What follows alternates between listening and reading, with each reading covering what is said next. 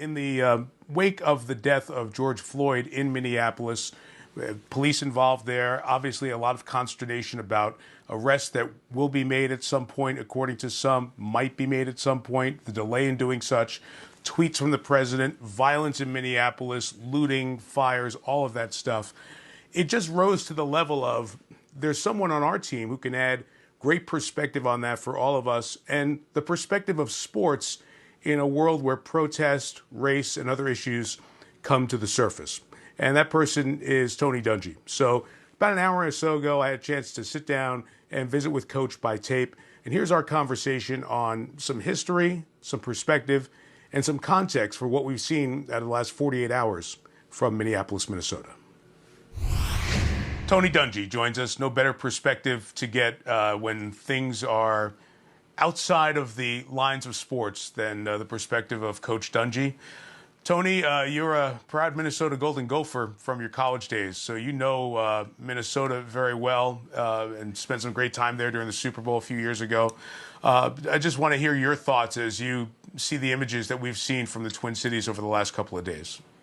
No, it's tough. Boy, my heart is just breaking right now. I spent 8 years there, 4 years as a student, 4 years as an assistant coach with the Vikings. My brother still lives in the Twin Cities area, and it's just hard to watch this. You see people who are frustrated, they're upset, maybe not handling things in the best way, but very frustrated. And they've seen this kind of cycle, and we've got to do something to not only give them hope, but to restore love and respect to everybody, and that's what I'm praying for.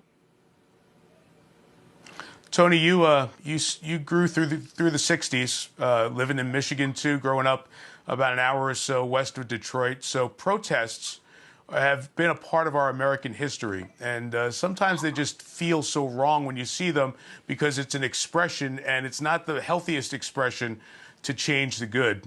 When you see protests still going on here in 2020.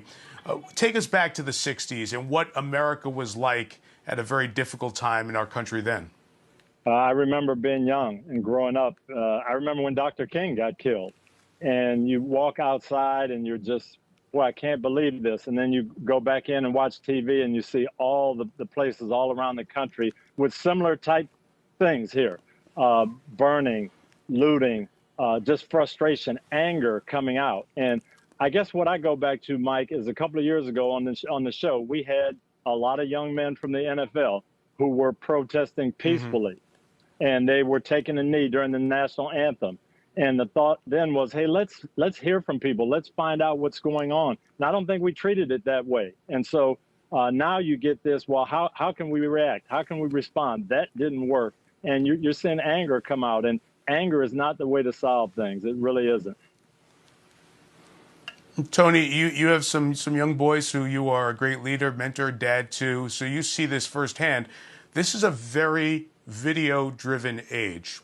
And so we see the images of George Floyd and the moments before he was killed. And we see the press conference where there's no action taken at that moment yesterday with the 4 policemen who were involved in the George Floyd incident. Do you think the fact that there's such readily available and socially shared video helps inflame these situations a lot quicker than it used to happen? Yeah.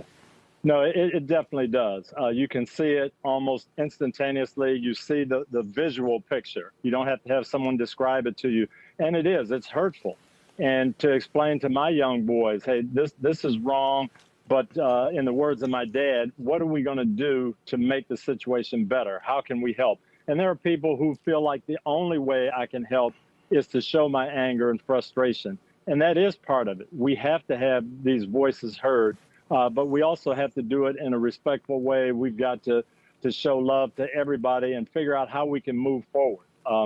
I have friends on the police force here in Tampa. My uncle was the assistant chief of police in Detroit, Michigan, in those 60s that you're talking about, 60s and 70s, a rough time. So I know we can't point the finger at every single policeman. We can't just blanketly say the police department does this, police do that. We have to look at individual cases, and we have to figure out a way that we can get some response and some satisfaction to the families of George Floyd and to people who are saying, no one hears our voice. Tony, you can speak to frustration and anger and how to handle it. If we go back in time, you were a terrific quarterback, and as your entree to the NFL happened, it was you're going to be a defensive back. And there was a lot of the black quarterback stigma that you had to deal with directly, and that you were frustrated and angry about that. How'd you deal with that, and how can we teach a lesson to younger generations of how to protest effectively and not do it in a way that it does even more damage to people's businesses, to people's lives, and to cities while still trying to get some change in the real world? Yeah, no, that's what really hurts, Mike. I'm very familiar with that neighborhood in South Minneapolis and driven by there hundreds of times. There's a lot of minority community leaders there. There's minority businesses. And to see that area just get taken down like this, it's very sad. So how do you get your voice heard? How do you express your feelings? How do you come up with solutions and do it in a way that moves forward? And that's the frustrating thing. But that's what we've got to come up with. That's what people, I think, have to understand. My dad used to tell me all the time, what are you going to do to make it better? You go back to those 1972 and 75, and I'm in college playing against Warren Moon. And I'm leading the Big Ten in passing. Warren's leading the Pac-10 in passing. And neither one of us gets drafted. What are you going to do to make the situation better? Well, I chose to go to the NFL and see if I could make a career and become a coach. Warren went to the Canadian League and showed people that he was good enough to play and came back and had a Hall of Fame career. So I think you've got to look at different ways to strike out and do it in a positive way, make a difference, have your voice heard. And it does get frustrating. There's no question about it, but frustration can't be the driving emotion. And there are still not solutions to the issues. The Rooney Rule conversation was just rich again in the National Football League this offseason. I want to ask you about athletes. You talked about Colin Kaepernick, other players with their kneeling protest, and we know the conversation that brought up. What's the role of the athlete, Tony? I'm thinking of a guy like Kirk Cousins, and I don't mean to put any onus on him at this point, but here's a guy who grew up in Michigan, right? He played for the Washington Redskins. He's only been in Minnesota a few years, but he becomes one of the most visible people. And immediately, people want sports and the athletes to speak up and use their voice. They may not know what Minneapolis is all about. They've only been there 2-3 years. What's the role of the professional athlete in these cities in times of crisis, especially when it's involving race? I think we do have a responsibility. I know when I came to the Steelers, Mr. Rooney, our owner, he talked about not just playing football for the Steelers, but being part of the community. And being part of the community means stepping up at times when we need it. Yes, it means community service, but sometimes it can be speaking up and saying, you know what, people, we need to stay calm. We need to stay peaceful. But leadership, we need to listen. We need to listen to these voices. I saw a tweet from Zach Ertz. I saw one from Carson Wentz. I've seen one from J.J. Watt. Guys saying, hey, we have a voice. And that's awesome. You applaud that. That's what these guys, to me, Mike, were doing. We did a piece on Kenny Stills and Mike Thomas in Miami. And they were responding to something that happened in Minneapolis. Kenny Stills has ties to Minneapolis. Philando Castile was shot by a police officer 4 years ago. And that was part of what they wanted to get across. And that's what they told us on our show. Hey, we need to be a voice for those who may not have as strong a voice as we do. And I think that's very appropriate for our sports figures.